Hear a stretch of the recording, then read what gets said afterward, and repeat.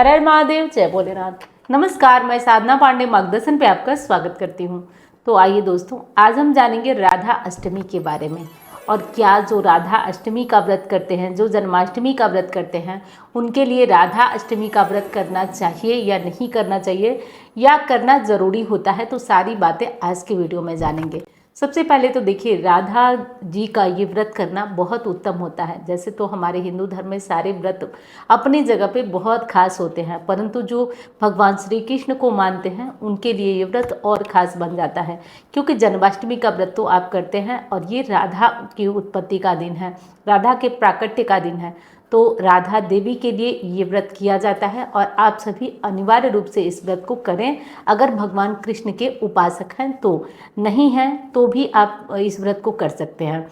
तो सबसे पहले तो देखिए कि जो भाद्रपद मास की अष्टमी तिथि होती है, जब कृष्ण पक्ष की अष्टमी होती है तो भगवान कृष्ण का जन्मदिन मनाया जाता है, और जब भाद्रपद मास के शुक्ल पक्ष की अष्टमी आती है तब राधा जी का जन्मदिन मनाया जाता है। तो इस व्रत को करना, जो लोग जन्माष्टमी की पूजा करते हैं या व्रत करते हैं, उनके लिए ज़रूरी है या नहीं, ये प्रश्न आया था। तो देखिए, बिल्कुल ज़रूरी है जो जन्माष्टमी का व्रत ये करते हैं, और ऐसा कोई ज़रूरी भी नहीं है कि आप इस व्रत को करें। तो ऐसा इसके साथ बंधा हुआ कोई नियम नहीं है। हाँ, आप करते हैं तो अच्छा है, उत्तम है, करिए, अच्छा है ये व्रत। तो अब आते हैं कि ये व्रत कैसे किया जाएगा। देखिए, इस व्रत को जल और फल लेकर के किया जाता है। राधा अष्टमी का व्रत जल और फल लेकर किया जाता है। तो इस व्रत को आप जल और फल लेकर के कर सकते हैं। पूरे दिन जल फल यानी फलाहार लेकर के इस व्रत को किया जाता है। तो आइए जानते हैं कि राधा अष्टमी 2025 में कब पड़ रही है। अष्टमी तिथि की शुरुआत 30 अगस्त को रात को 10:46 पर हो रही है, और अष्टमी तिथि की समाप्ति हो रही है 31 अगस्त को रात को 12:57 पर। तो राधा अष्टमी 31 अगस्त 2025 को उदया तिथि के अनुसार मनाई जाएगी। और आज से ही माँ लक्ष्मी का व्रत भी प्रारंभ होगा। जो लोग 16 दिनों के माँ लक्ष्मी की साधना करना चाहते हैं, पूजा करना चाहते हैं, आराधना करना चाहते हैं, उनके लिए इस चैनल पर वीडियो अपलोड है, तो वो देखना चाहें तो देख सकते हैं। तो राधा अष्टमी की पूजा में क्या करना होता है। देखिए दोस्तों, इस व्रत की जो पूजा होती है, विशेष पूजा होती है, वो दोपहर को होती है। ऐसा माना जाता है कि राधा जी का जन्म दोपहर के टाइम हुआ था, इसलिए विशेष पूजा दोपहर को होती है। तो इसलिए आप सुबह सवेरे चाहें तो सुबह भी कर सकते हैं, शाम को कर सकते हैं, लेकिन विशेष पूजा का मुहूर्त दोपहर को ही होता है। तो राधा जी की पूजा करने में एक ध्यान रखना है कि आपको एक चौकी लगाना होगा, जैसे आप जन्माष्टमी की पूजा करते हैं। एक कलश रख लीजिए और राधा जी की फोटो रख लीजिए। राधा जी की फोटो या मूर्ति रख लीजिए, और उससे उन्हें विधिवत, सबसे पहले तो कलश रख लीजिए, वहाँ गणेश जी की स्थापना कर लीजिए। कोई भी पूजा कर रहे हैं, पाठ कर रहे हैं, नियम कर रहे हैं, बिना गणेश जी की पूजा के ये पूर्ण हो ही नहीं सकती। तो इसलिए गणेश जी की पूजा करना अनिवार्य है, और आप इन्हें ज़रूर जो है गणेश जी की पूजा करिए।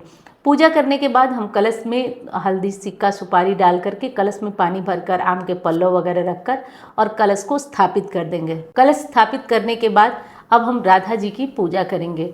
कैसे पूजा करेंगे, तो देखिए दोस्तों, सबसे पहले कोई पीतल की मूर्ति है या कोई मार्बल की नहलाने लायक मूर्ति है, तो उनको पंचामृत से स्नान कराएंगे। स्नान कराने के बाद हम क्या करेंगे कि उन्हें अच्छे से वस्त्र धारण कराएंगे, इत्र लगाएंगे। और अगर सुहागिनें हैं और पति की दीर्घायु चाहती हैं कि पति पत्नी के बीच प्रेम बना रहे, तो आप एक काम कर सकती हैं कि राधा जी को श्रृंगार सामग्री अर्पित कर सकती हैं, विशेषकर इत्र अर्पित करें।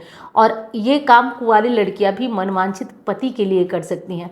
इत्र अर्पित करें, और अर्पित करने के बाद ये इत्र जिस व्यक्ति को आप मतलब चाहती हैं, जिससे शादी करना, उसको भेंट कर सकती हैं। और जो महिलाएं जिनकी शादीशुदा जीवन अच्छा नहीं चल रहा है, वो इत्र अर्पित करके अपने पति को दे सकती हैं, अपने भी लगा सकती हैं, दोनों लगा सकते हैं, मतलब पति को भी उनके कपड़ों पे लगा दीजिएगा। तो ये करने से पति पत्नी के बीच प्रेम आता है। एक और काम है, थोड़ा सा मैं बीच में पूजा विधि रोकती हूँ, मैं बता देती हूँ।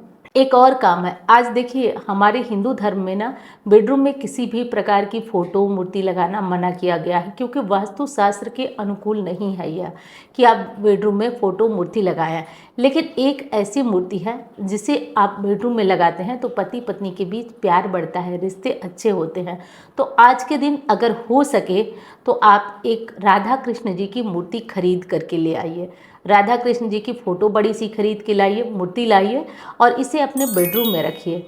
क्या है कि इनको देखते रहने से, इनको बेडरूम में रखने से आपके बीच प्यार बढ़ेगा, पति पत्नी के बीच रिश्ते अच्छे होंगे। और आपको वीडियो पसंद आ रही है तो लाइक करिएगा और चैनल को सब्सक्राइब नहीं किया तो ज़रूर कर लीजिएगा। देखिए, राधा अष्टमी के दिन माँ राधा को भोग लगाने के लिए राधा जी को बहुत सारे पकवान बनते हैं। जैसे कि आप दही अरबी की सब्जी बनती है, खीर बनती है, पूड़ियाँ बनती हैं, ये सब बनाते हैं। स्पेशली दही अरबी बनती है क्योंकि ये राधा जी का पसंदीदा भोग माना जाता है। तो ये सब ज़रूर लगाइएगा आप, खीर भी लगाइएगा और आज भगवान कृष्ण की पूजा करिएगा। और देखिए, हर कोई परेशान है अपने दाम्पत्य जीवन के कलह कलेश से। तो आज जो उपाय मैं बताई हूँ, राधा कृष्ण की फ़ोटो ले आइए और अपने बेडरूम में लगाइए, करिए, राधा जी का आशीर्वाद मिलेगा, आपका जीवन भी सुंदर होगा और बढ़िया होगा।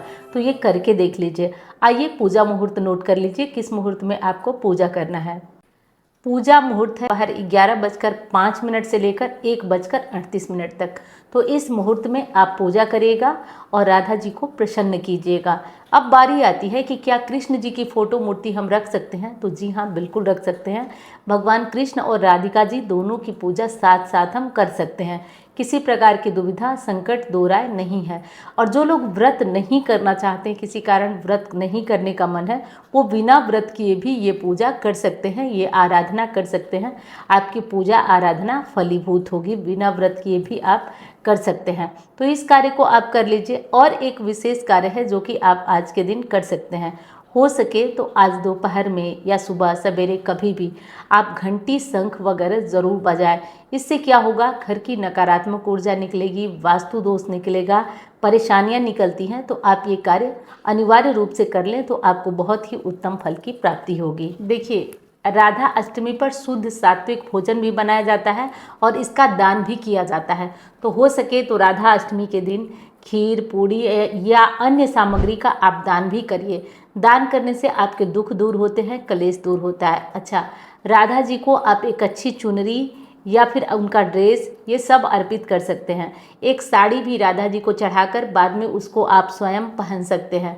श्रृंगार की सामग्री जो आप राधा जी को चढ़ाएंगे उसे चढ़ाकर आप स्वयं इस्तेमाल कर सकते हैं। तो इसे दान करने की ज़रूरत नहीं है। पका हुआ भोजन आज के दिन दान करना बहुत उत्तम माना जाता है। तो पका हुआ भोजन हो सके तो आप दान कर लीजिएगा। मैं उम्मीद करती हूँ वीडियो आपको पसंद आई होगी। वीडियो पसंद आए तो लाइक करिए, चैनल को सब्सक्राइब नहीं किया आपने तो ज़रूर कर लीजिए। मैं मिलती हूँ अन्य वीडियो में।